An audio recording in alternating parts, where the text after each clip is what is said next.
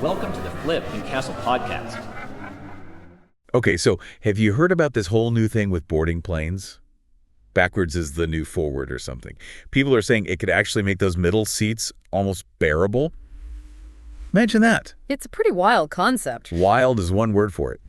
So we're doing a deep dive today on all things backwards, boarding all the ins and outs, and what it might mean for, the average traveler who doesn't exactly get the red carpet treatment. Right, because we've all been there. Oh, absolutely. I mean, who hasn't been stuck in that boarding scrum where you're convinced your carry-on will never actually make it to the overhead bin? Yeah, those are always fun. Exactly. Speaking of which, I bet our listeners have some pretty epic boarding stories, too. Oh, I'm sure they do. Good, bad, or just downright unbelievable. Let's hear them. Share your boarding battlefield tales with us. While you're jogging those memories, it's worth thinking about how we got this boarding system we use now. You mean the one that makes us feel like cattle herded onto the plane? Yeah, well, it's not exactly a picture of modern efficiency, is it? You're telling me? It feels like it was designed by someone who's never actually had to navigate that tiny aisle with a suitcase. Well, funny you should say that. The roots of this front-to-back system actually go way back to how they used to board ocean liners. Wait, are you serious? Ships? Like the Titanic? You got it. Back then, your luggage was basically your life raft. People packed for months at sea, so getting those trunks on board and organized was a huge deal. Oh, wow. That makes sense. I never thought about it like that. Yeah, and those ships didn't exactly have those tiny overhead bins we all know and love. And let's be real, half the time those bins are already full by the time you get to your row anyway. Exactly. So fast forward to today, and the name of the game is turnaround time. How quickly an airline can get a plane emptied out and back in the air for the next round of passengers. So those precious minutes saved during boarding those turn into big bucks for the airlines, huh? Oh, absolutely. We're talking potentially millions of dollars annually across the entire industry. Wow. And I'm guessing that means fewer delays and shorter layovers for us? You got it. That's the idea anyway. Music to my ears. But okay, let's get down to brass tacks here. How does this backwards is the new forward thing actually work in practice? So picture this. Instead of everyone rushing the front of the plane, you hear this new announcement. We'll now start boarding with rows 40 to 30. Please have your boarding passes out. Hold on. So the people in the back, they actually get on first. That's a pretty big change. It takes some getting used to, right? But that's the clever part. By the time those front row folks board, everyone else is already in their seats all settled in.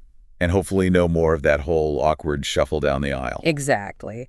Less aisle traffic, less stress. Okay, but what about the overhead bins? Everyone's always battling for space. Does this back-to-front method make that even worse? That's the million-dollar question. Airlines would definitely need to come up with some strategies. Like maybe stricter rules about carry-on sizes or something. Yeah, or even checking bags at the gate if the bins get full. It'll be interesting to see how they handle it. It's all still a bit up in the air then. Exactly. It's still early days. So let's say I'm one of those passengers in the back row, one of the first to board. What's that experience like? You know that feeling when you finally get to your hotel after a long day and you can just exhale and relax? Oh, yeah. It's like that, but on the plane, you find your seat, stow your bag, no problem, and maybe even have a minute to pull out a book or something. That's pretty good to me. Especially compared to the usual chaos. Right. It's a small change, but it could make a big difference in how people feel about flying. Almost makes those back rows sound like the new first class. Yeah, it kind of makes you wonder, doesn't it? How much of the travel experience is really about the fancy stuff versus just how you feel when you're traveling? It's all about the vibes, right? Yeah. But, okay, let's talk about the actual first-class passengers for a second.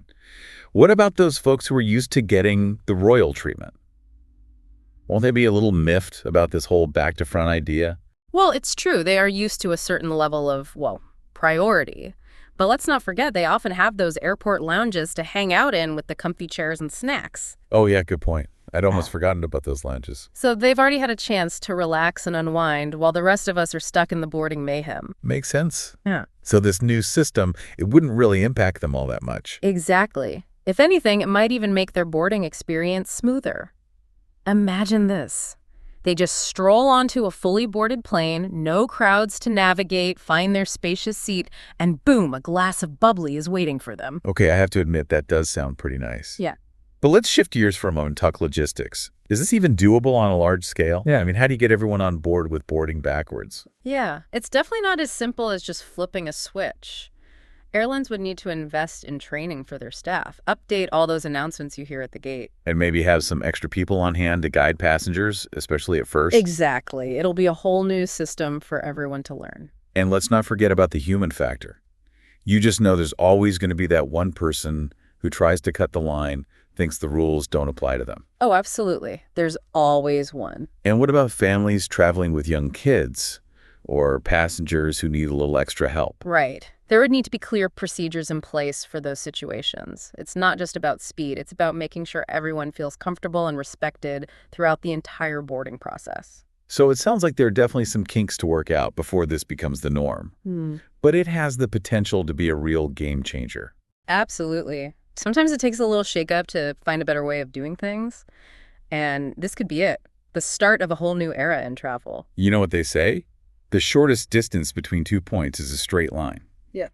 Maybe boarding from the back is actually the most direct route to a smoother, faster, and dare I say, more enjoyable travel experience for everyone. It would certainly be a welcome change. It would. So tell us, what do you think about this backwards boarding idea? Is it pure genius or a recipe for disaster? Head over to our social media and let us know. We want to hear your boarding horror stories, your craziest travel tales, all of it. We'll be diving into your comments and maybe even sharing some of our own. Until next time, safe travels, everyone.